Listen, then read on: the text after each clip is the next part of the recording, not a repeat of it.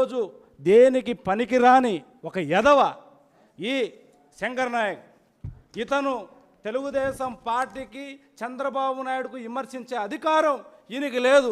తగిన బుద్ధి ఈ చెప్పుతో ఆన్సర్ ఇస్తానని సభాముఖంగా హెచ్చరిస్తున్నాను. ఈరోజు తెలుగుదేశం పార్టీలో ఎంతో నిష్ఠంగా సంక్షేమ పథకాలు 2014 సంవత్సరం నుంచి 2019 వరకు సంక్షేమ పథకాలు అభివృద్ధి నడిపించింది తెలుగుదేశం ప్రభుత్వం. ఈరోజు 2019 నుంచి 2024లో జగన్మోహన్ రెడ్డి ముఖ్యమంత్రి అయిన తర్వాత 18 సంక్షేమ పథకాలు రద్దు చేయడం జరిగింది. ఒక సంక్షేమ పథకమైనా ఆ తెలుగుదేశం ప్రభుత్వం పెట్టిన తర్వాత ఈ జగన్మోహన్ రెడ్డి ఒక సంక్షేమ పథకమైనా పెట్టాడా? పెట్టలేదు.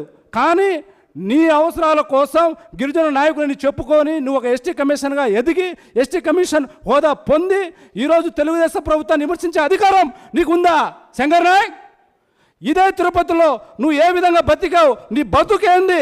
ఈ స్కూళ్ళ కిందకి ఎంత అరేంజ్మెంట్ పెట్టావు? నువ్వు ఎంత కార్పొరేషన్లో నువ్వు ఎంత అభివృద్ధి చేశావు?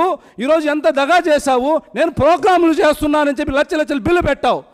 ఈ ప్రభుత్వం వచ్చిన తర్వాత, కూటమి ప్రభుత్వం వచ్చిన తర్వాత కూడా నువ్వు 50 లక్షల బిల్లు పెట్టావు. నేను ప్రోగ్రామ్ చేస్తున్నాను. నీకు ఎందుకు ఇవ్వాలయ్యా 50 లక్షల డబ్బులు? గిరిజన డబ్బులు నీకు కావాలి, అభివృద్ధి అవసరం లేదా? ఆ రోజు నువ్వు తెలుగుదేశం ప్రభుత్వము సంక్షేమ పథకాలు రద్దు అయినాదని రోడ్లంటా తిరుగుతా అంటే ఆ రోజు నువ్వు జగన్మోహన్ రెడ్డి